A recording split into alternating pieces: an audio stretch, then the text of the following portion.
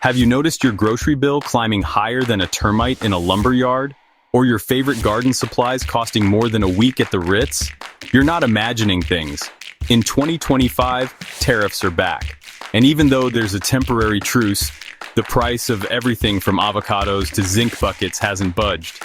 Feels like somebody snuck in overnight and jacked up the price of living, doesn't it? But don't worry, there's a solution right in your backyard. One that doesn't involve picketing the local supermarket or taking out a second mortgage for potting soil. Today on the Wormy Garden, we're going to show you exactly how growing your own food can help you flip the bird at these ridiculous prices, save money, and become more self-reliant than a grizzly in the Alaskan wilderness. Let's dig into what's really happening with food and garden prices, and how planting a garden can be your best defense against economic shenanigans. All right, so what's the deal with this so-called tariff truce? In April of 2025, the government decided to take a 90-day breather on escalating tariffs. Sounds great, right? Like a cool drink of water in the middle of the desert. But here's the catch. And you knew there was a catch, didn't you? That 10% import tariff that's been hanging around like a bad smell? It's still here, still kicking, still adding an extra 10% to the price of just about everything we buy from other countries. That means thousands of everyday products are still feeling the heat. And when I say everyday products, I'm talking about the stuff we rely on, the things we use and eat every single day. We're talking about food, juicy tomatoes from Mexico, pungent garlic from China, even the tools we use to grow our own food. All of it impacted by this 10% tax. And who do you think ends up footing the bill? That's right, folks, you and me. It's like this. Imagine going to the grocery store and for every 10 bucks you spend, someone reaches into your cart and swipes $1. That's what this tariff is doing, quietly picking our pockets while we try to put food on the table. And it's not just food either. Everything from garden tools to fertilizers, even the seeds we plant. All of it is subject to these tariffs. It's like trying to fight a losing battle against a swarm of mosquitoes. They just keep coming at you, but here's the good news, we're not helpless. We've got a secret weapon, a way to fight back against these rising prices and take control of our own destiny. And that weapon, my friends, is a garden. Let's talk turkey or maybe guacamole because avocados are feeling the pinch. And speaking of feeling the pinch, your wallet's definitely gonna feel it next time you're craving avocado toast. Thanks, tariffs. But it's not just avocados. Think about the stuff you buy every week.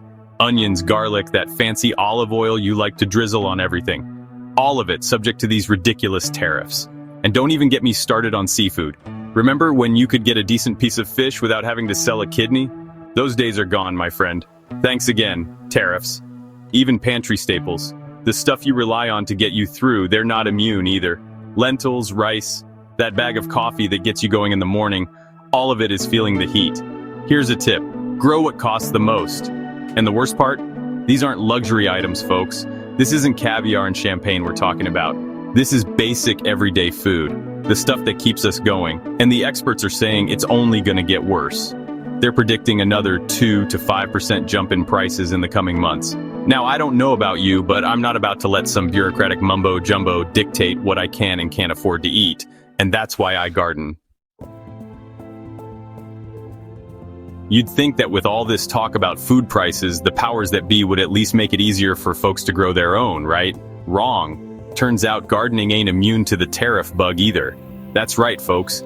Even the stuff we need to get our hands dirty is getting more expensive. Take peat moss, for example. That big old bag of the good stuff that used to cost you a few bucks. Add another 5 to 10% to that thanks to our friend the tariff. And don't even get me started on organic fertilizers. Bone meal, kelp meal, you name it. If it's good for your plants, it's probably got a tariff slapped on it. Garden tools?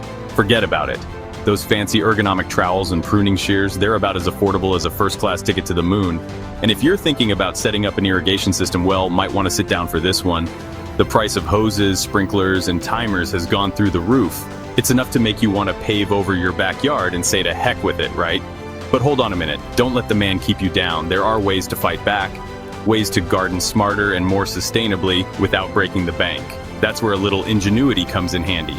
See, when life gives you lemons, you make lemonade. And when the government slaps a tariff on peat moss, you learn how to make your own compost. All right, enough with the doom and gloom. Let's talk solutions. let's talk about how gardening, even a small garden, can put money back in your pocket and food on your table. First off, let's talk about seeds. A $3 pack of tomato seeds can easily yield $50 worth of fresh, juicy tomatoes. That's a return on investment you won't find on Wall Street.